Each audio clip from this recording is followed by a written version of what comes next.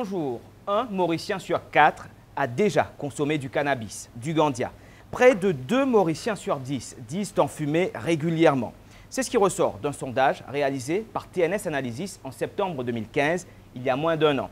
36% des sondés, avant même qu'ils ne soient exposés aux pratiques du Colorado, de l'Uruguay, des Pays-Bas ou du Portugal, disent estimer que le gandia ne fait pas de mal si on n'en abuse pas, contre 33% qui pensent le contraire. La moitié d'entre eux, la moitié de ceux qui sont contre toute forme de décriminalisation ou dépénalisation ou d'assouplissement de la loi, plus tard changeront d'avis quand ils sauront ce qui se fait à l'étranger. Cette étude inédite, jamais publiée jusqu'ici et obtenue en primeur pour ce débat qui se tient dans le Central Desk, l'œil éditorial de la Sentinelle, révèle aussi que l'alcool est perçu comme étant plus dangereux que le gandia. 69% contre 63% pour le cannabis et 61% pour la cigarette. Sommes-nous, mine de rien, en parlant de ces chiffres, en train de faire l'apologie du gandia? Ou bien le Premier ministre a-t-il raison d'être contre tout assouplissement de la loi? N'y a-t-il pas, dans sa déclaration de samedi dernier que nous réécouterons, une part d'hypocrisie? Gandia, l'hypocrisie, pour en débattre, Dr Jensen Jagannathan, docteur S-Sciences en pharmacologie et chimie thérapeutique. Vous exercez en France dans la recherche de nouveaux médicaments. Vous êtes un fervent défenseur de la légalisation du cannabis à usage médical. Bonjour. Bonjour. En face de vous, le docteur Anil Banimandub, psychiatre. Bonjour. Bonjour. Vous nous expliquerez pourquoi, selon vous, il ne faudrait pas assouplir les lois sur le cannabis. Sur le terrain légal et pénal, 2 avocats vont s'affronter. Ravi Ratna, qui est aussi membre de la majorité gouvernementale. Bonjour. Bonjour Axel. Dave Ramano, pro-dépénalisation, avocat des Rastas, arrêté la semaine dernière au jardin de la compagnie. Bonjour Dave Ramano. Bonjour. Messieurs, à cette heure-ci, vendredi dernier, un groupe de Rastafari typé improvise au jardin de la compagnie une session de prière avec la plante sacrée, le gandia. Au final, 11 arrestations, du gaz lacrymogène utilisé, des blessés, des allégations de brutalité policière. Mais Dave Ramano, n'était-ce pas de la provocation? Est-ce qu'il patinait de la provocation ce jour-là? Enfin, la provocation, il y a eu, oui, à travers les matraques des policiers. Vous avez vu les vidéos, vous avez probablement passé sur tous les événements pendant la semaine. Les policiers étaient tout ranciers. Et le gros problème, c'est qu'il y a le problème fondamental et constitutionnel de permettre quelqu'un le droit de pratiquer sa religion, de pratiquer ses convictions, etc. Il ne consommait pas, il faisait une prière comme vous avez dit. Si, il consommait. Non. Le problème, c'est que ce jour-là, d'après mes informations, il ne consommait pas et il faisait les rituels. Donc le problème, c'est que ne respectez pas ce droit fondamental des convictions religieuses, ah ben, c'est outrancier. Et c'est aussi outrancier la répression des policiers ce jour-là avec le matraque. Dave Ramano, la photo est parlante.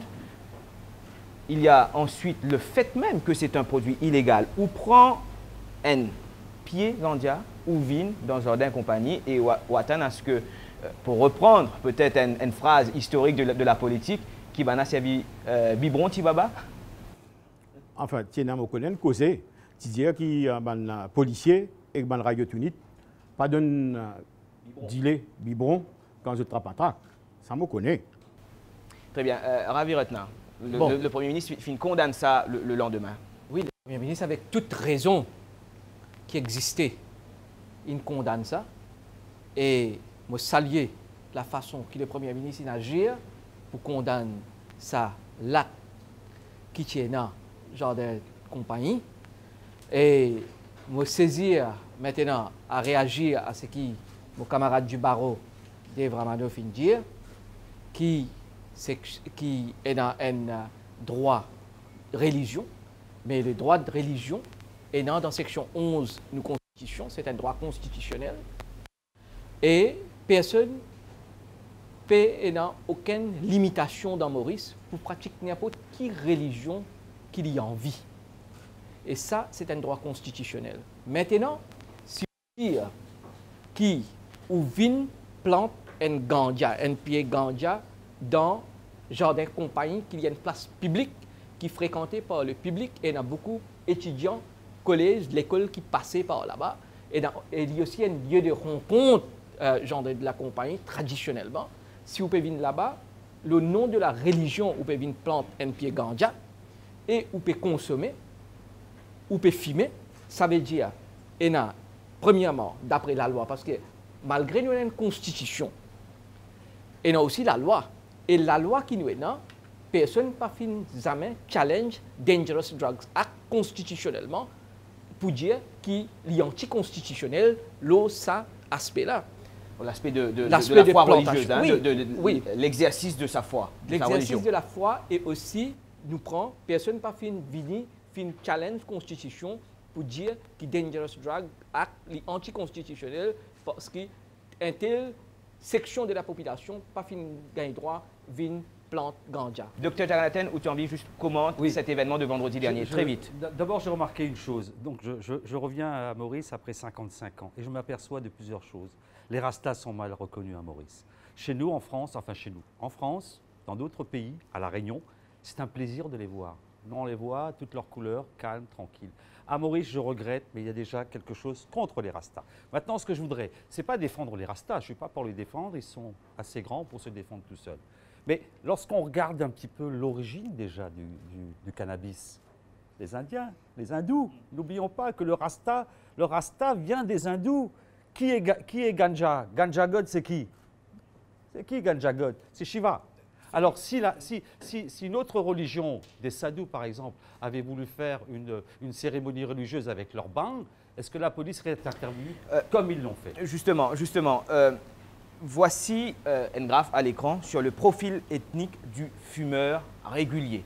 Le sondage, me rappelle-t-il, réalisé par TNS Analysis auprès d'un échantillon de 600 personnes, 46% d'hindous, 15% de musulmans, 35% de population générale, 4% de sino-mauriciens. Devramano, je déteste autant que vous la classification ethnique, mais là, elle est pertinente.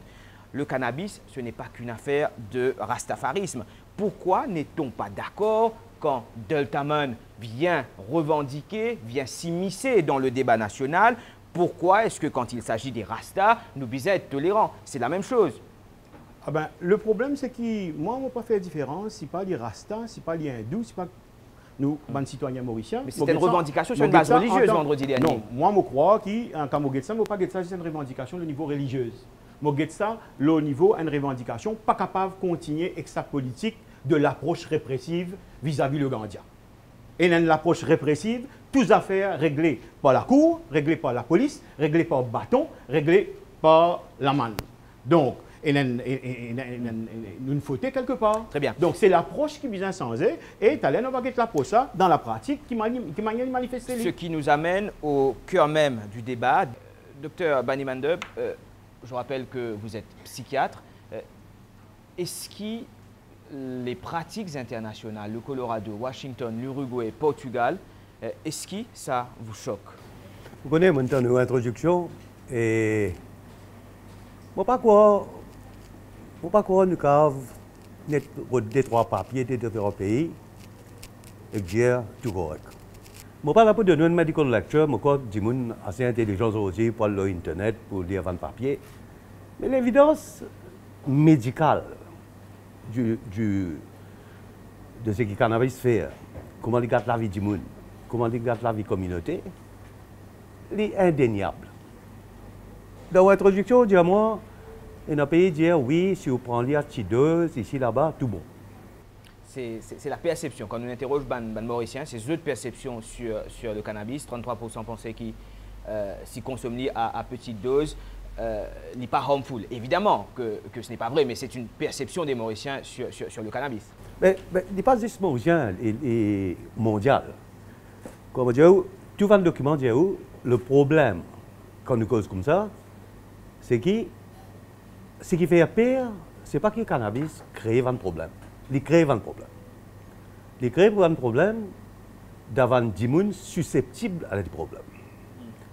Mais le problème, c'est que c'est un groupe de gens qui prend cannabis là, jeune, 15 ans onwards. Et tout va en recherche, c'est pourquoi United Nations une 2 semaines de ça, nous réaliser pour une épidémie de maladie mentale qui peut développer quand ça va là, arrive 25-30 ans. Ça vous, là, la plupart, avec toutes les références, disent que... Avec raison, la plupart. Mais le problème, c'est pas... Vous voyez, le problème, c'est que le cannabis est censé. Le degré de sa composante THC là, il augmente. Et c'est ça le problème. OK?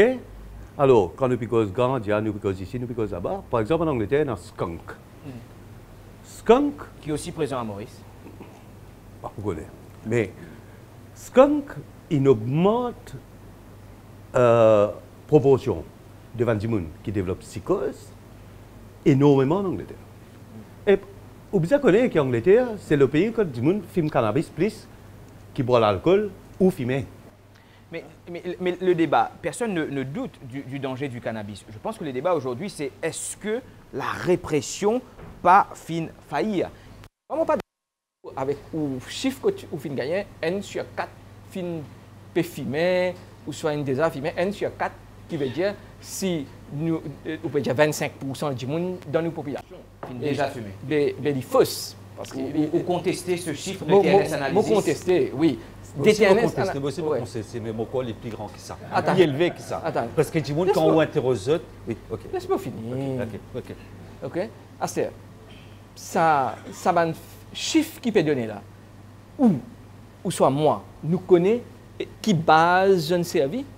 Oui, ça vient de base de 600 personnes. Bien sûr, nous pouvons capable de mais les 600, détails. nous sommes un pays, côté de 1,2 million et plus de population. Ou alors choisir 600 djimoun.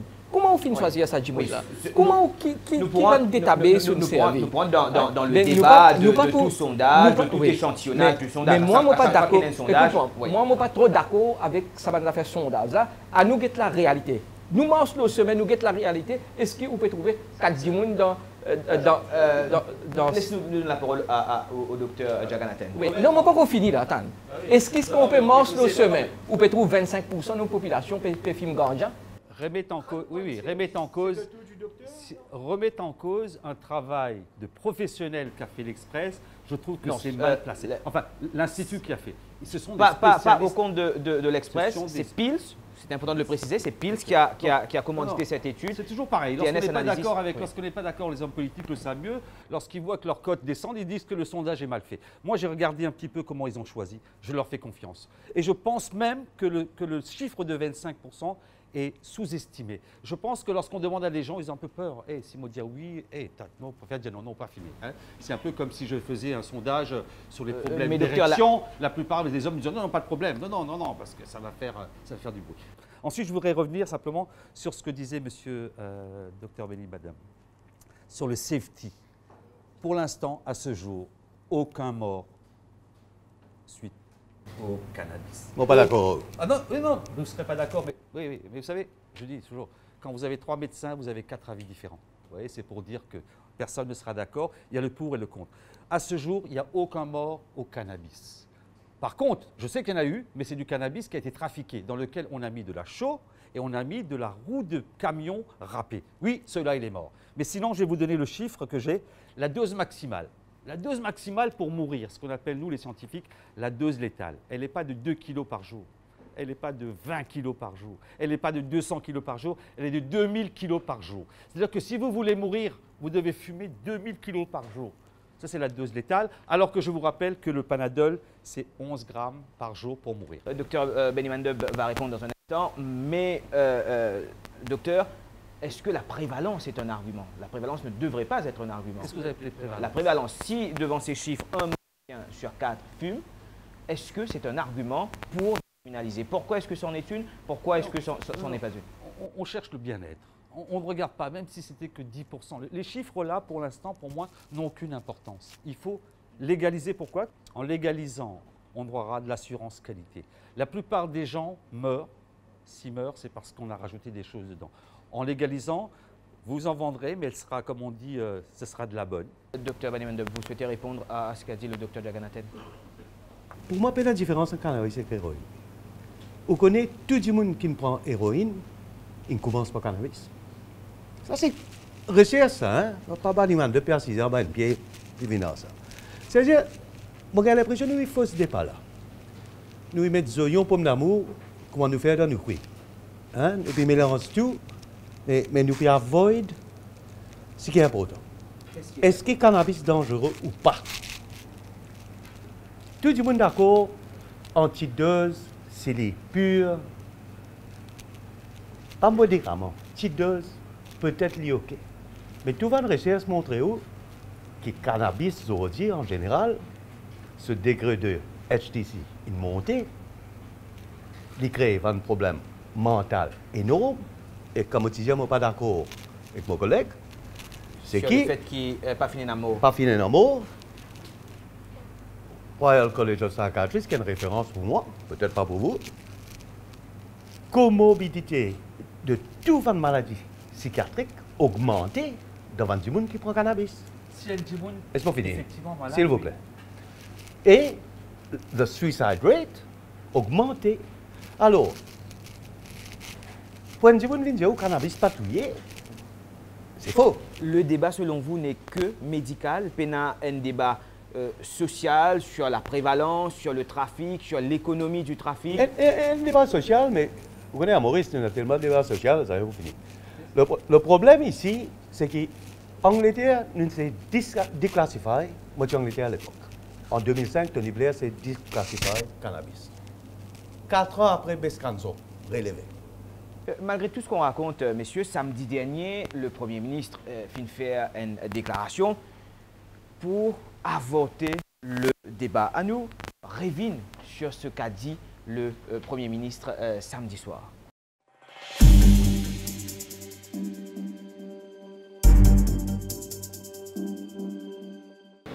Trouver une place publique pour mettre un plan mondial et on tourne autour des lieux où on peut faire la prière et on a pour faire la prière et plan mondial. Qu'est-ce qu'elle fait la prière là?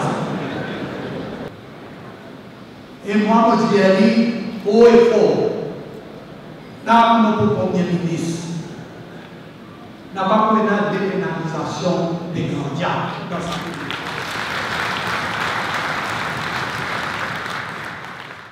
Cette fermeté qui est là contre toute forme de dépénalisation des Brahmanos. Ou réaction, pas sur ce qui finit arrivé vendredi, pas la manière dont les films contestaient le fait qu'il est capable de faire la prière avec un plan Gandia, mais sur le fait même qu'il dit que tant qu'Imola n'a pas poué ça. Je ne parle là en tant que représentant Rasta. Ban camarade qui ti gagne batté dans une des compagnies, qui sollicite mon service parce qu'ils poursuivent sous Public Gathering Act. Je ne parle là en tant que représentant Rasta. Une affaire pour dire, puisqu'il n'attaque moi personnellement, je signale que je ni un consommateur de tabac, ni un consommateur de ganja. Si je là en tant que militant de la liberté, ou peut faire l'érosion liberté d'immun et citoyen d'un pays Maurice et ou Didier.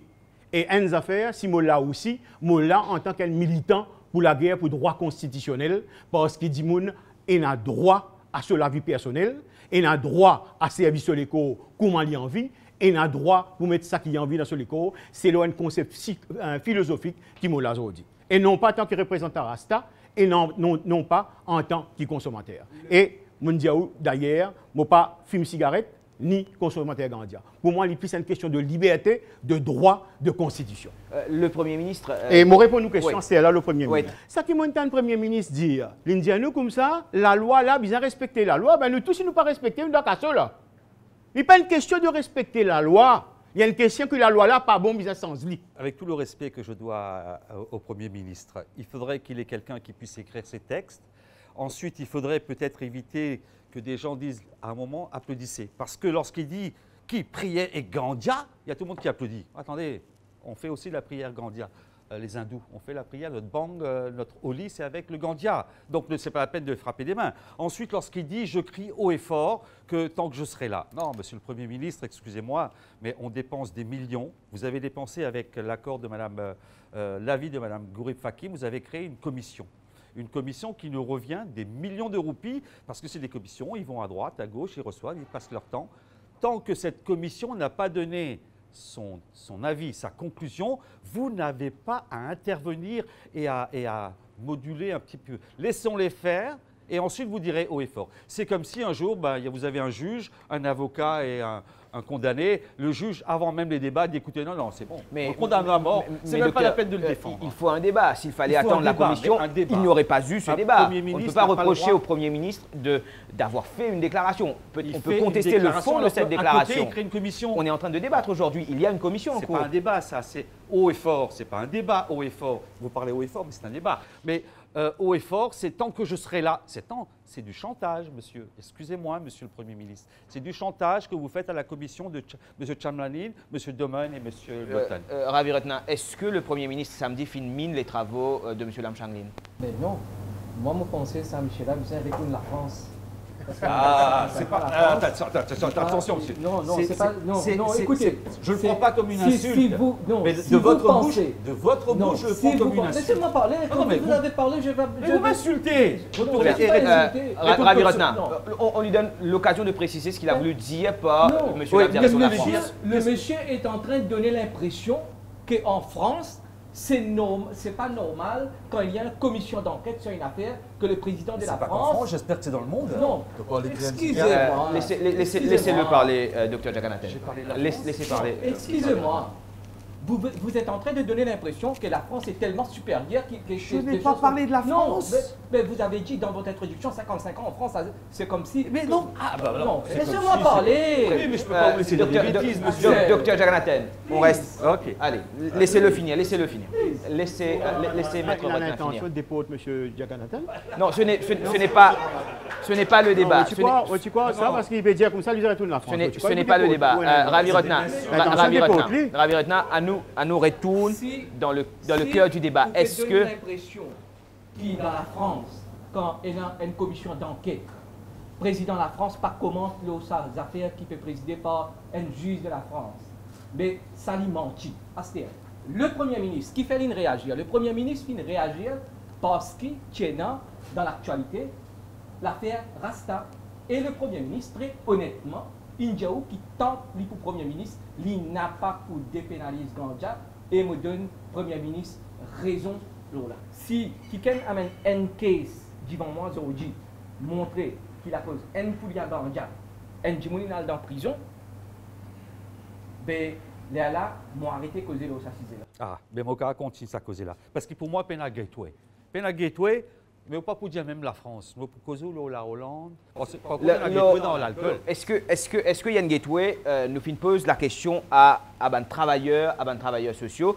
Tout à l'heure, nous pourrons aborder ce sujet parce que ou aussi ou fin mentionne ça, ou aussi également Ravi Ratna. Comment est-ce que le Gandia est une passerelle, c'est ça le terme Gateway, est une passerelle ou serait une passerelle vers ou plus affirmatif que ça, mais pourtant les travailleurs sociaux, nous comme ça, nous pouvons guetter combien héroïnomanes commencent par Gandia, c'est peut-être 95, voire même 100%, mais combien de gens qui filment Gandia, qui restent au Gandia, c'est l'argument, ce n'est pas mon argument, je ne suis pas expert, c'est l'argument de travailleurs sociaux. Je propose à nous bouger un petit peu plus loin dans ce débat. Nous pouvons souffrir d'un problème de la drogue synthétique. La drogue synthétique est présente à Maurice. Est-ce qu'il y a un lien entre le Gandia et la drogue synthétique?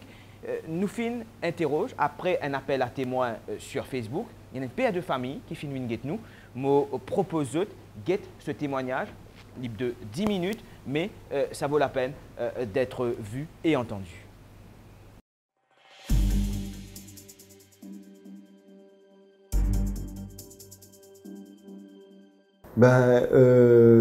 Concours de circonstances depuis quelques années, quand je dis quelques années, depuis 2 ans maintenant, mon petit peu suspecté qui mon garçon capable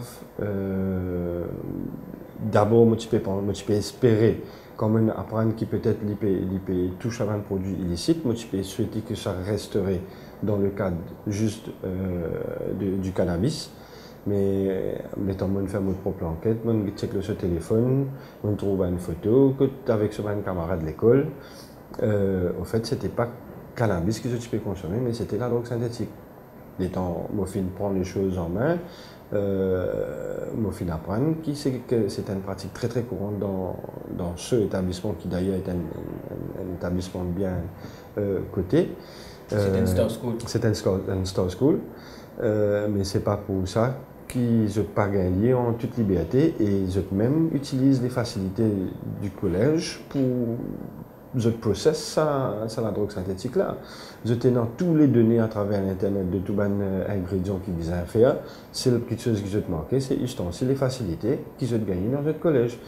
La direction, la direction du collège concernée suite à ce problème-là, je finissais handle le matin internally, mais mon capable dire qui pas plus tard qu'au début de cette année même. Le cas a été repeated et donc mon fin réel à l'école, mon fin déjà écrit au ministère et tout concernant ça issue là, mais j'ai l'impression qu'il est difficilement contrôlable cette histoire de drogue synthétique. À un moment donné, où soupçonne l'école qui finissait couvert une partie de l'histoire? Non, mais c'est toute une réputation à sauvegarder. Moi, je pensais comme tout BSG, le recteur, il essaie de protéger l'établissement. Maintenant, s'il peut trouver qu'il peut sortir en dehors de sa capacité pour gérer les choses, je pensais qu'à ce moment-là, les bizarres commencent à considérer la santé de ce étudiant d'abord et peut-être amener les choses un petit peu plus loin. Parce qu'il y a plusieurs cas, quand je finis apprendre à travers un témoignage qui finit faire en présence du recteur même, quand les enfants finissent tomber dans l'école et qui finissent bien handle internally. Au-delà des preuves qui finissent trouver le portable, au-delà de discussions qui finissent en présence du recteur, est-ce qu'il finit démontrer des signes, des symptômes d'un monde qui consomme la drogue synthétique? C'était le lendemain la proclamation des résultats de la HSI. Bien sûr, un Star School, il finit un solo de réussite. J'ai fini une grande fête le lendemain. Quand moi pensais, fini dans plusieurs étudiants, quand fini chaque un petit peu sous contrôle la direction du collège. Et mon garçon rentre la case ce vendredi-là et le samedi matin, il commence à avoir une hallucination, il a une poussée de fièvre. Il m'a dit à l'hôpital Le Nord, quand le docteur là,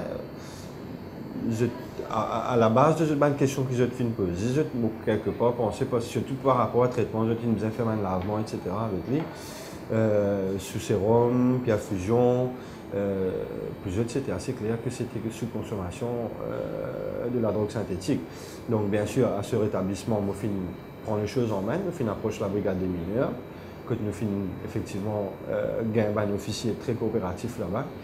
Je fait un speech avec lui qui m'espérait, qui depuis ce jour, on touche du bois, qui est tout correct pour l'instant. Donc j'espérais que ça va continuer à faire son effet. Sorry pour la cruauté de la question. Qui aurait répondu à ceux qui pourraient dire que papa film Gandia, petit film synthétique, li normal? Moi, je peux dire que d'abord, moi, je suis issu d'une famille très soudée, que cigarette, jamais pas autorisé. Comme on dit, autorisé que ce soit pour les grands, grands-parents, parents, une cigarette, s'ils se trouvent avec une cigarette, faire au moins une cigarette là, que tout était là-bas même. Donc, c'est pas ça qui me fait moi, à l'âge de très tôt, même 14-15 ans, je connu mon premier joint. Quoique après, je vraiment commence à fumer qu'à partir de l'âge de 20 ans, 21 ans. Donc, non, la succession ne se fait pas ainsi.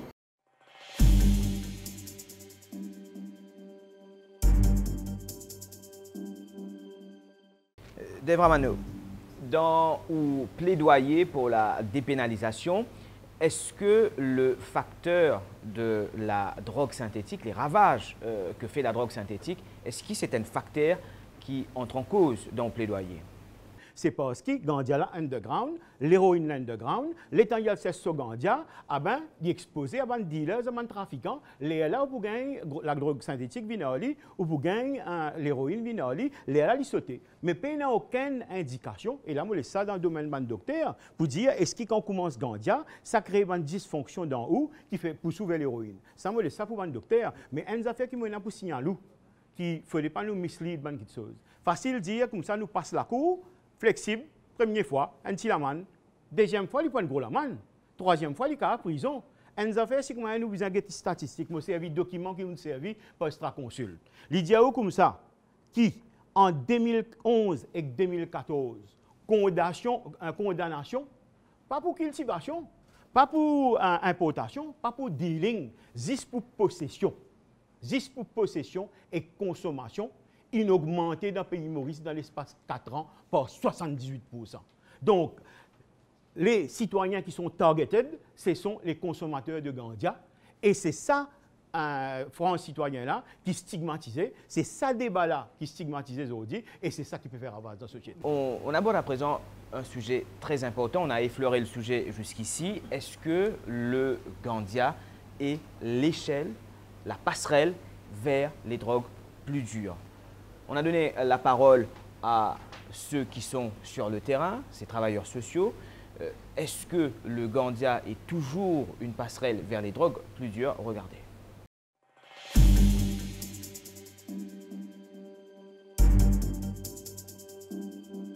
La recherche qui dans un grand pays européen, l'Amérique, qui fait, je t'appelle comme un gateway aux drogues. Et mon expérience comme un travailleur social, un des responsables de centre là ici, majorité cas qui ont dit héroïnomane, ça veut dire qu'on commence par Gandia, l'alcool, après on shifter. Parce qu'il paraît comment on dirait une promotion dans la police. Ça. On comprend? Et la drogue, addiction, il y a une promotion rentrée, ou elle fait training, ou venir un simple officier, ou une caporal, sergent, ou monter même. Hein? Gandia, c'est comme ça. Je ne vais pas dire 100% du monde qui filme Gandia pour venir héroïnomane, mais je dis qui 100% héroïnomane, je passe par Gandia. Et c'est pour ça qu'il appelle, enfin pas moi, je espère dire comme ça, il y a un gateway to the drug. Décriminaliser ne veut pas dire plus de consommation? Absolument pas. Aucune étude ne vient révéler cela, bien au contraire. Et ce n'est pas moi qui le dis, c'est Kofi Annan, c'est l'OMS, c'est les instances internationales. Il n'y a aucune corrélation entre la dépénalisation et un excès de consommation.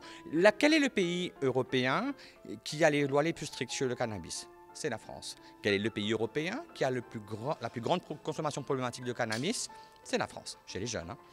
Quel est le pays européen qui est le plus progressiste en matière de loi sur le cannabis? Le Pays-Bas, avec ses coffee shops depuis 1976. Quel est le pays européen où il y a le moins de problèmes chez les jeunes en termes de cannabis? Les Pays-Bas. Il y en a beaucoup de gens qui disent que tout le monde qui pick brown, il commence par Gandia. Mais ce qui est plus important, c'est combien de gens commencent par Gandia et pas fin évoluer vers les autres. Quand nous avons un chiffre, consommation Gandia, 10 ans de cela. Et consommation Gandia, l'héroïne, tout la drogue principale, 10 ans de cela.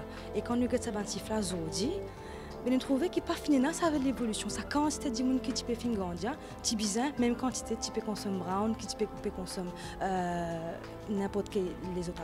Mais nous pas trouver ça l'évolution dans ce chiffre là. Donc sa théorie qui dit que quand on commence par faire Gandia, demain pour mettre une seringue dans la veine automatiquement, il n'est pas vrai. Le fumeur de cannabis n'est pas automatique du tout qui est pour aller faire les autres. Quand nous avons un chiffre à travers le monde, il y a 10 fois plus beaucoup de monde qui filment Gandia aujourd'hui, il y a 10 fois plus beaucoup de monde qui filment Gandia 10 ans de cela.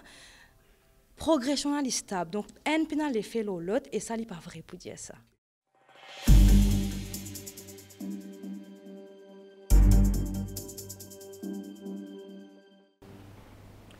Docteur Benimandem, ou réaction à l'intervention de Nathalie Rose, qui chargeait de plaidoyer chez Pils. Pour lui, le fumeur de Gandia, automatiquement, il n'est pas pour le prendre l'héroïne. 9 fois sur 10, il n'est pas pour le prendre l'héroïne. Il a raison, mais moi, comme je l'azère parfaitement, il a raison. Et, voilà, c'est clair, c'est prouvé que la plupart du monde qui prend héroïne, si partout, ils commencent par cannabis. Et ce que nous pouvons faire là, nous pouvons faire comme un politicien statistique. Puis pas d'inactif, puis tout nocif. C'est évident qu'il y a plus de monde qui fume cannabis, qui ne prend pas héroïne, que de monde qui fume cannabis, qui finit par héroïne. À cause de cannabis, beaucoup plus consommé mondialement qu'héroïne. Aster, laisse-moi dire où Aster.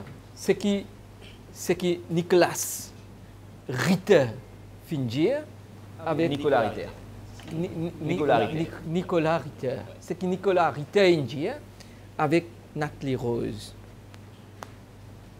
Nicolas dit comme ça que dans le pays de l'Europe, si vous avez un coup dans les Pays-Bas, avec les policiers qui sont dans les drugs, là-bas. Prévalence plus faible. Oui, prévalence plus faible. Mais est-ce qu'il finit dire qui combien pourcentage de monde qui finit prendre cannabis avant dans les Pays-Bas, après fin graduate, il a l'amphétamine, MDMA, ecstasy, il finit dire combien de monde dans les Pays-Bas peut prendre héroïne, ça n'est pas fin dire cannabis, oui. Mais ça va du monde qui ont dit le MDMA, le ecstasy, le amphétamine, le héroïne dans les Pays-Bas. Ça, personne n'a pas pu dire où.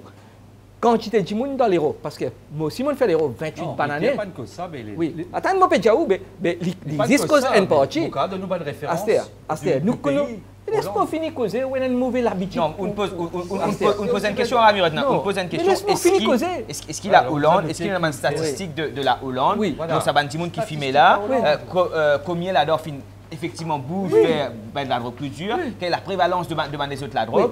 Si non, mais laisse-moi finir. Docteur de Ganaten prend la parole, si il a la réponse à ça. Est-ce qu'il a la réponse à ça? Je suis capable d'envoyer le résultat de la Hollande, du ministère de la Hollande, parce qu'il y a des très bien. Où reprend la parole, Rami? Nous venons Nathalie Rose. Il n'est pas un addict. Il n'est pas dans l'expérience personnelle. Il n'est pas cause quelque chose qu'il finit tendre. Ou finit trouver. Amen. Pils, c'est un partenaire du gouvernement dans la lutte contre le VIH-Sida. Moi, pas pour qu'il décrédibilise le sérieux de Pils. Non. Regarde ça. Rends-moi un service. Vous pouvez dire que Nathalie Rose ne connaît. Non, rends-moi un service. Ça va le sondage qu'ils ont fait là. Vous connaissez, si aujourd'hui tu peux vivre le sondage, vous connaissez combien de choses qui tu peux arriver d'après ce sondage-là. Sondage, tout le temps, il prouvait wrong. Oui.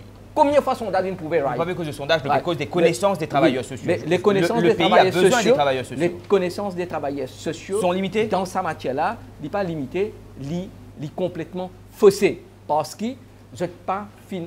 Moi, jamais je fin trouve Nathalie Rose, à dans Cité Rochebois.